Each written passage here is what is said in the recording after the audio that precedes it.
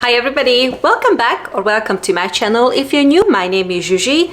How are we all doing today? In today's video, I am going to tell you all my thoughts and feelings about this wildly popular steminist fiction novel, Love Theoretically, written by Ali Hazelwood. Some of you may ask, Zsuzsi, why is this such a big thing? Why are you dedicating an entire video to this book? For those of you who don't know, I am a woman in academia. I am a woman in STEM and I am very much a STEminist.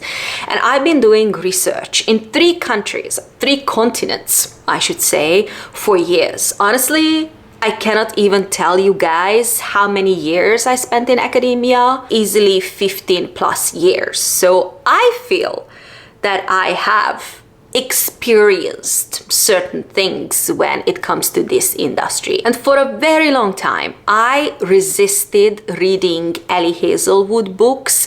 To be fair, I resisted reading any books that discussed women and their position in academia, specifically in STEM. But I see her books everywhere. My colleagues are reading her books at work. It's like everywhere. On a side note, my colleagues read a lot of Ali Hazelwood as well as Akatar. So I just wanted to put it out there. Now, full transparency, I have never read an Ali Hazelwood novel, but I have read her novellas like years ago. She has 3 steminist novellas. One of them is Stuck With You, and then there is also this other one, Under One Roof, I think, and Below Zero. When I read them, these were individual novellas that were only available online. I know that since then she published them and they are available in paperback. I don't have them yet. I loved Stuck With You, but the other 2 novels, honestly, like I don't even necessarily remember the plot. But it was okay. But I never read any of her full-length novels. Honestly, it's not about her or her books. I was just super reluctant to read anything about women in STEM because when I read books like that, it can go 2 ways. One, I can love it and I can feel seen by that book and I would adore the book or the story. Or second option, and this is what I'm afraid of, these books making me angry and mocking women in academia, because many writers who are out there and write about women in academia, they themselves are not women in STEM. So, you know, this made me a little bit reluctant to read any of her books. But I read this other book, Lessons in Chemistry by Bonnie Garmus,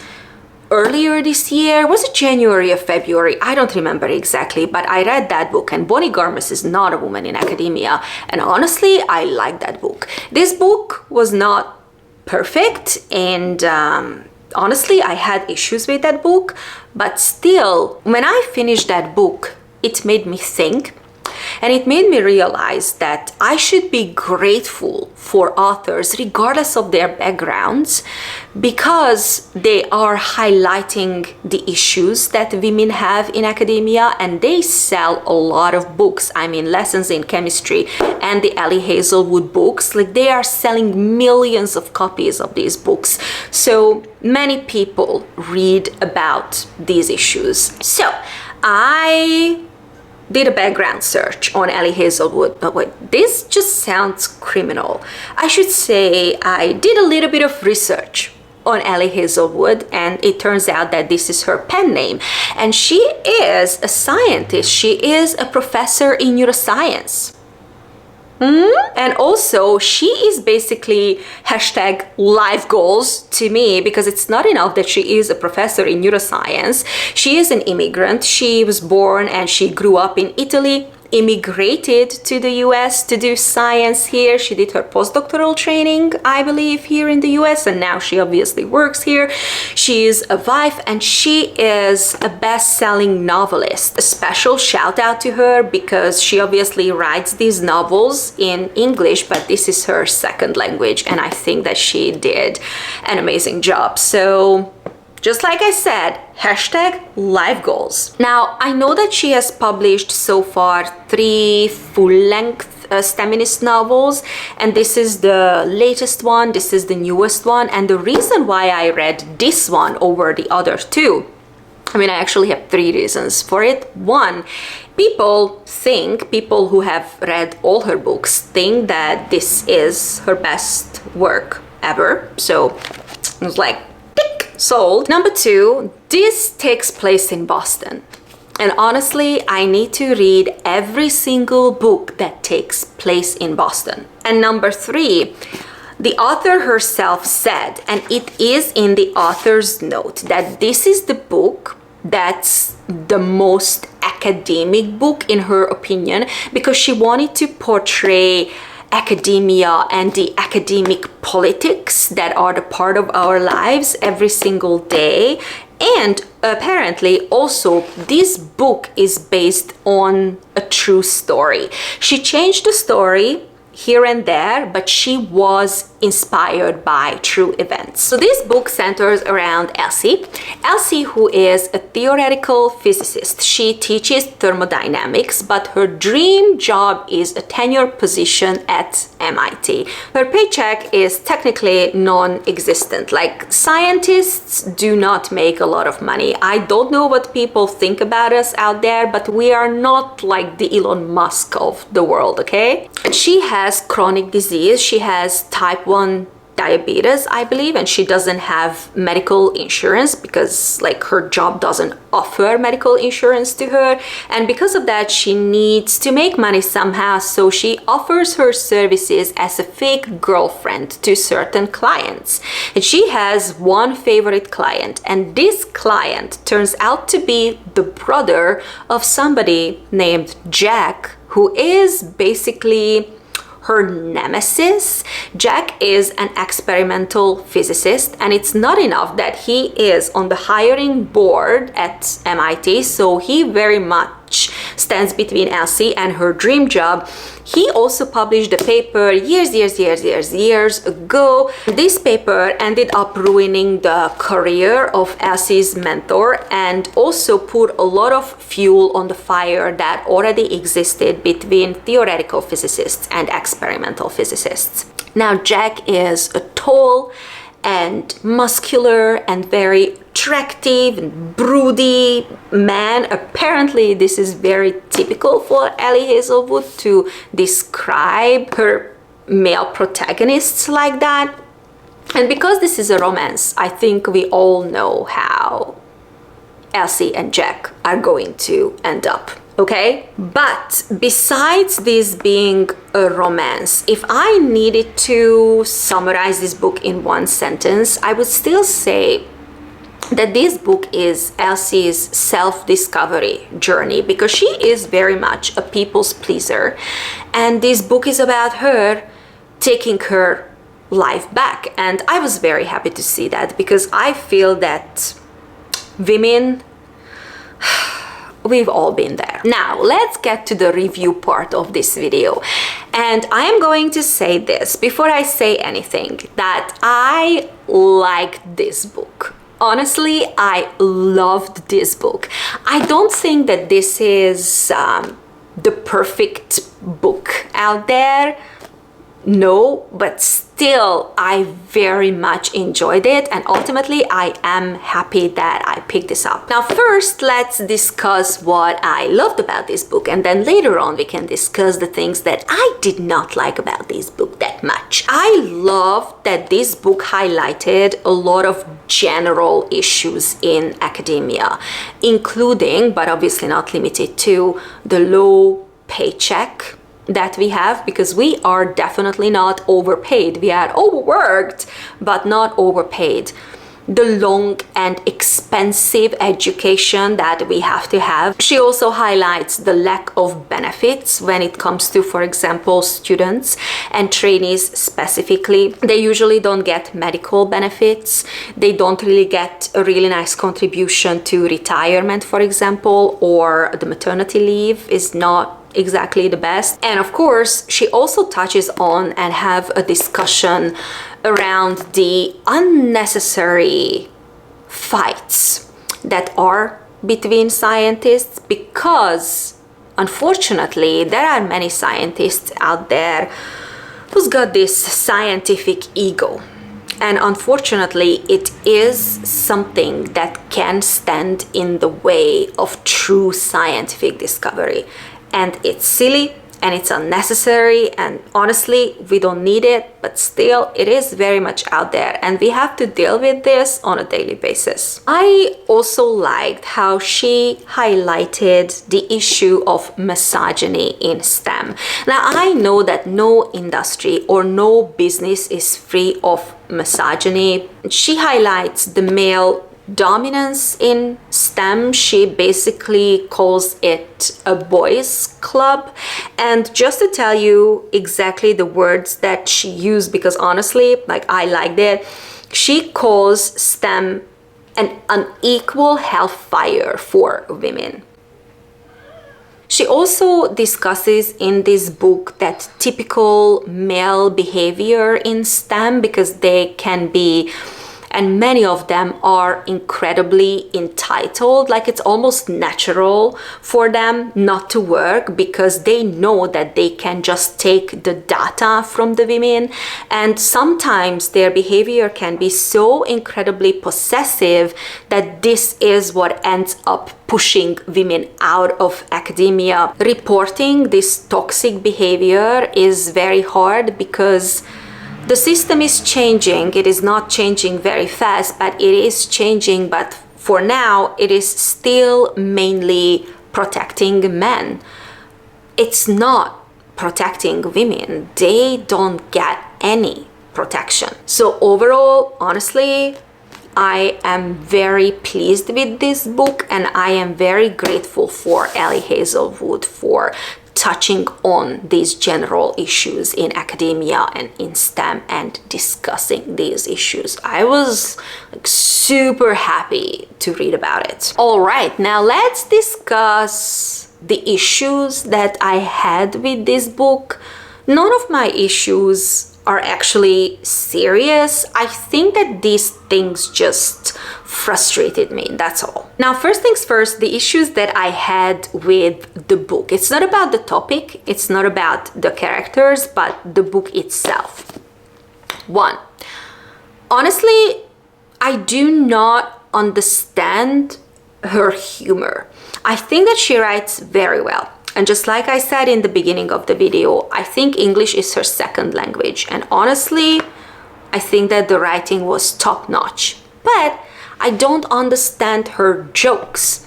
Like, why do we need to call the iPhone an iTwat? Every single time. You do not hear iPhone used in this book. It's always the iTwat. And honestly, it felt a little bit forced. This is just an example. She makes many jokes in the book and I was like, well, I don't understand it, and this feels a little bit forced. Also, a man like Jack in real life, a buffed up, muscly, but super gentle and super intelligent feminist physicist. Like where? Where are these men? I've never met one in my life. Maybe I should hang out at MIT. Physics is not really for me. I have not fully grasped the concept of gravity, so yeah, probably physicists are not for me. Also, it's a romance, and I know that it's a smutty romance, so I'm anticipating certain things to happen, and they don't. Not up until like the 75% mark, honestly. There is no up until like, I don't know, 300 pages. And then the last 25% of the book, it's nothing else but them in bed all the time. But I was very pleasantly surprised because let me tell you that Ali Hazelwood knows how to write smut. Okay? It was excellently done. All right, now let's discuss a couple of things that made me frustrated when it comes to the representation of academia in this book. But before I say anything, again, I need to highlight this. I am not a physicist. I'm not a theoretical physicist. I'm not an experimental physicist. I know nothing about physics. I'm really stupid when it comes to physics. So I don't know anything about this field and I have no friends who are physicists. I hated, again, the forced humor and the forced academic lingo that she used in this book. Like, for example, she said, or Elsie said, I should say, I am acting like a Higgs boson giving him a lap dance. Like, who speaks like that? Like, I'm sorry, but scientists don't speak like that. We don't use scientific lingo, not even in our professional lives, maybe once or twice when we want to make a joke, but definitely not in our personal lives. And honestly, it was driving me crazy. Scientific language everywhere. Like, no, like we don't do that. Also, her characters are insanely young. Like, Jack is the head of the physics department at MIT and he's 33 or 34 years old. Considering that incredibly long education that we have to complete and the system that we have to go through to get these kind of promotions, I have no idea how this is possible. Again, it's not my field. I just don't feel that it's very realistic. On top of this, I don't like workplace relationships. Now, I know that this is a personal issue. I don't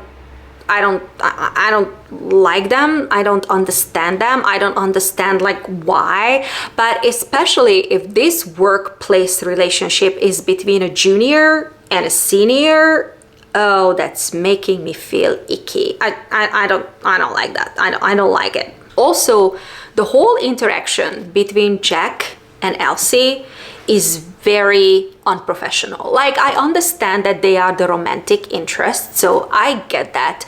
But considering that Elsie is a candidate for an MIT tenure position and Jack is on the hiring board, and that they get into a relationship, and then even before the decision about the candidates is made, he discusses his brother's sex life with Elsie. I mean, I'm sorry, but in what world this unprofessional behavior is acceptable? Honestly, that's a red flag, and that guy needs to get fired. Honestly, that's my opinion about it. And while I'm talking about this, I also want to mention something else that was, in my opinion, so unprofessional, and I'm like, there is no way that this can happen, and that is interview gossiping. Because when Elsie goes to the MIT interview, or before they start interviewing her, and it is a multi-step process, a woman in the board, she takes her aside and starts gossiping with Elsie about internal politics that are taking place at MIT and gossiping about the other candidates. Again, in what world? Like, you don't know that candidate. This is so incredibly unprofessional. I've never come across anybody in my life who would do that. Like, I would never do that. And this is not just about STEM or academia. Like, honestly, even in the fields of law or finance, like, this cannot happen. This level of unprofessionalism, like, cannot happen. And also, what frustrated me, but apparently this is something that is based on a true story, so, you know, it must be true somehow, or it must have happened somehow, but there is a conflict in this book between experimental and theoretical physicists. And, you know, that can be very much true. But then Jack who is the experimental physicist, he writes a paper at 17 because he's mad, and that paper gets published in a very good journal, and that paper is able to make this relationship, this bad relationship that already exists between these two kind of physicists, even worse, and kind of like start a feud within the field. Because of something, because of an investigation that a 17-year-old published. What is it that I am not understanding? Because publishing in academia, again, I never published anything in physics, but publishing in academia doesn't work like that. This is how it works in the field of physics. That's super surprising. And also, at the end of the book, Elsie publishes in a journal which is easily the biggest and the most reputable scientific journals. It's called Nature. And she publishes in one of the sub-journals, and she completes everything. She publishes a huge paper within 8 months.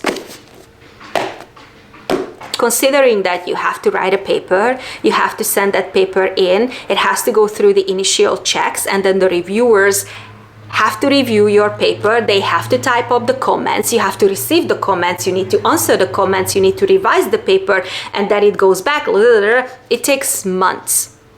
The fact that a Nature paper accepts anything for publication in 8 months, honestly, I don't know if that timeline is possible. Overall, it was a very positive experience. Reading this book pleasantly surprised me.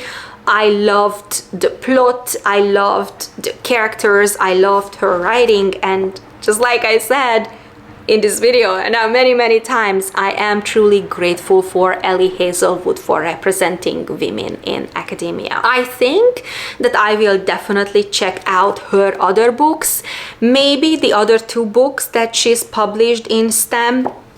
And I already know that she's got so many other romances coming up next year, and apparently now she's trying to publish YA romance, and she's trying to publish fantasy romance as well, and one of her fantasy romances is coming out in 2024, so I think that I will definitely check it out. Well, this is it, guys. This is the end of the video. I hope that you enjoyed spending some time with me.